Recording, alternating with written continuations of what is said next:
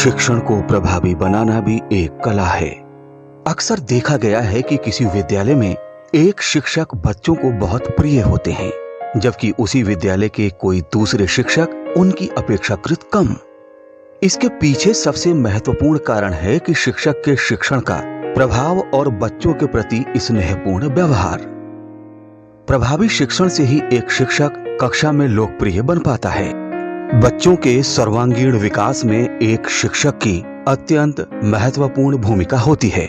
यदि एक शिक्षक विद्यालय में सभी संसाधनों का प्रबंधन प्रभावी ढंग से करते हैं और सीखने की प्रक्रिया को दिन प्रतिदिन सुधारने का प्रयास करते हैं, तो बच्चे अपने लक्ष्यों की ओर बढ़ते हुए सीखने की क्षमता में वृद्धि कर पाते हैं।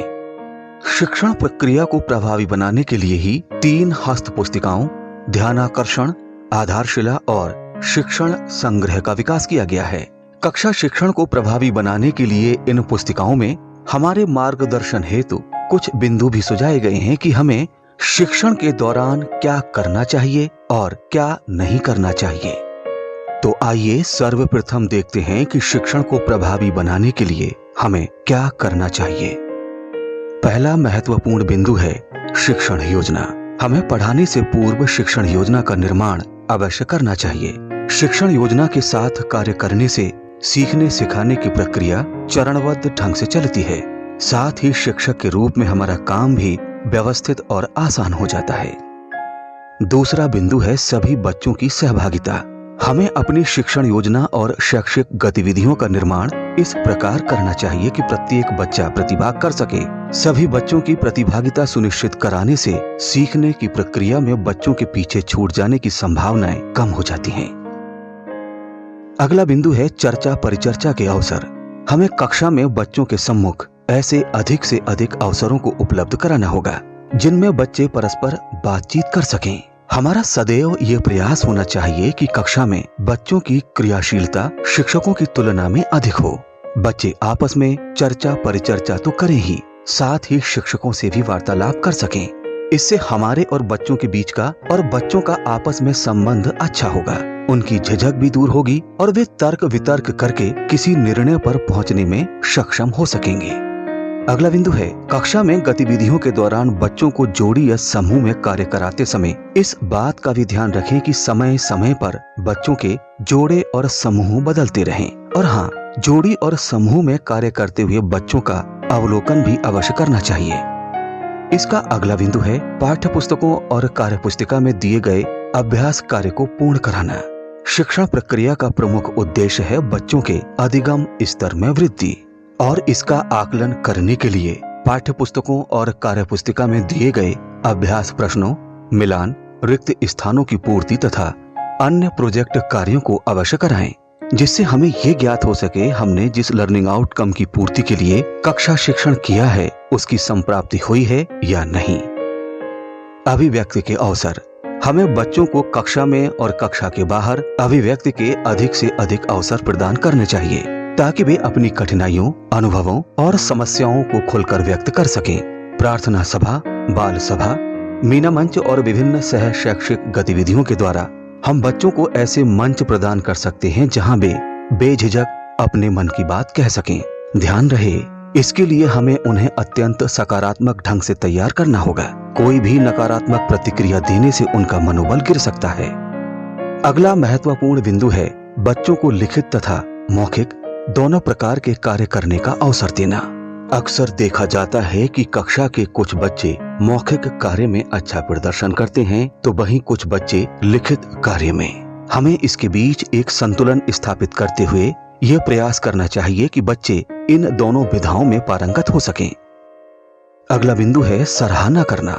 बच्चों के अच्छे कार्यों की सराहना पूरी कक्षा के सामने कर उन्हें प्रोत्साहित करना चाहिए। इससे सीखने का सकारात्मक माहौल बनेगा। विभिन्न गतिविधियों में उनकी प्रतिभागिता बढ़ेगी। वे अपने सुधार के क्षेत्रों को जान पाएंगे तथा बच्चों और शिक्षकों के बीच सकारात्मक संबंध का निर्माण होगा।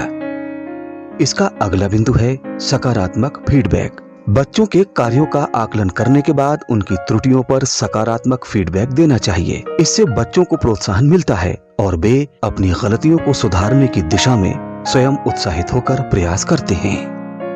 प्रभावी कक्षा शिक्षण के लिए बच्चों को प्रश्न पूछने के लिए भी प्रोत्साहित करें। प्रश्न पूछना एक अत्यंत आवश्यक क्रिया है।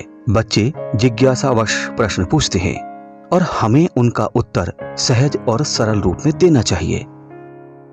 कक्षा शिक्षण कराते समय सदैव दैनिक जीवन के अनुभवों और घटनाओं के उदाहरण देकर समझाएं। इससे बच्चों के लिए प्रकरण को समझना सरल और बोधगम्य हो जाता है। उदाहरणों में स्थानीय चीजों और परिवेश में उपलब्ध संसाधनों का प्रयोग करने से बच्चे प्रकरण से जुड़ाव महसूस करते हैं।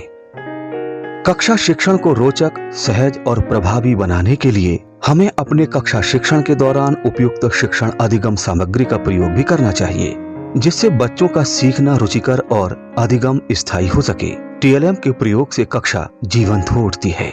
बच्चे आनंद पूर्वक सीखते हैं और विषय वस्तु पर उनकी समझ स्पष्ट होती है। ये तो थे कुछ महत्वपूर्ण बिंदु कि हमें कक्षा शिक्षण के दौरान क्या करना चाहिए। आइए अब बात करते हैं कि हमें कक्षा शिक्षण के दौरान क्या नहीं करना चाहिए। पहला बिंदु है बिना शिक्षण योजना के शिक्षण कार्य ना करें। ये स्पष्ट किया जा चुका है कि पूर्व नियोजित शिक्षण योजना द्वारा शिक्षण कार्य अधिक प्रभावी होता है, इसलिए हमें बिना शिक्षण योजना के शिक्षण कार्य नहीं करना चाहिए। कक्षा में दूसरा निषिद्ध कार्य है अध्यापक द्वारा क्रोध करना। क्रोध करने से बच्चों और शिक्षकों के मध्य दूरी बढ़ जाती है। इसके लिए हमें शिक्षण की गुणवत्ता के साथ अपने व्यवहार की गुणवत्ता पर भी ध्यान देना चाहिए।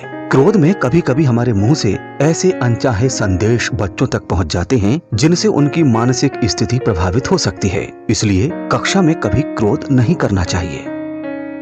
बच्चों पर कभी भी व्यक्तिगत अथवा सामूहिक रूप से ऐसी टिप्पणी ना करें जिनसे वे अपमानित महसूस करें। कतिपय शिक्षक बच्चों के कार्य न करने पर अथवा अन्य किसी अनुशासन को तोड़ देने पर ऐसी टिप्पणियां कर देते हैं जिससे उनका मनोबल भी टूट सकता है। जैसे तुम किसी काम के नहीं हो, तुम्हारी बुद्धि में तो कुछ आता ही नहीं है। ऐसी टिप्पणियों से उनका बाल मन आहत हो उठता है। हमें इनसे बचना चाहिए। आवश्यकता से अधिक टीएलएम का प्रयोग ना करें। कभी कभी शिक्षकों द्वारा कक्षा में अनावश्यक रूप से टीएलएम का प्रयोग किया जाता है और कभी हम टीएलएम के निर्माण में अधिक समय, ऊर्जा और धन नष्ट कर देते हैं।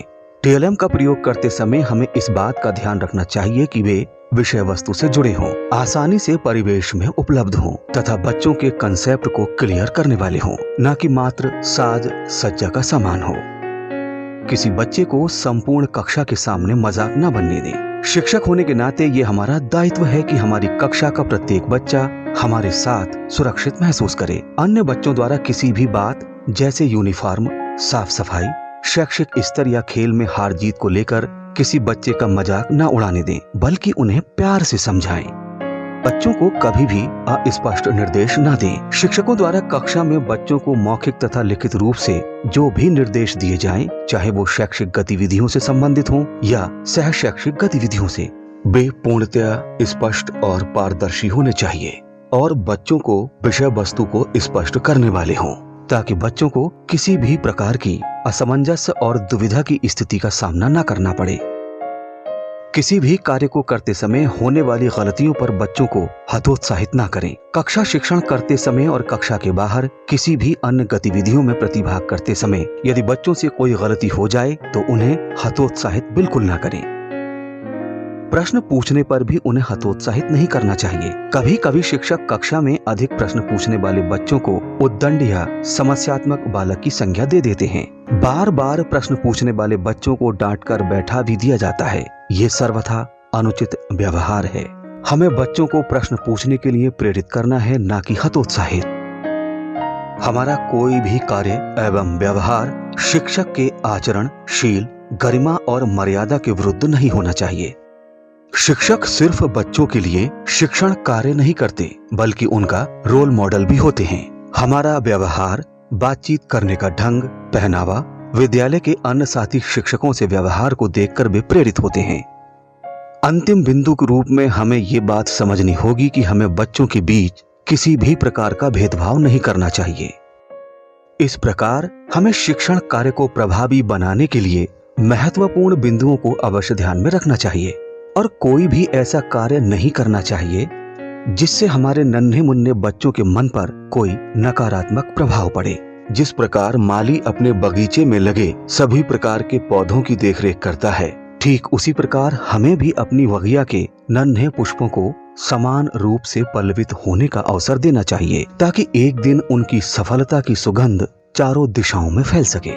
देखो इन्हें, ये है ओस की बूंदें, पत्तों की गोद में आसमां से कूदे, अंगड़ाई ले फिर करवट बदल कर, नाजुक से मोती हंस दे फिसल कर, खो न जाए ये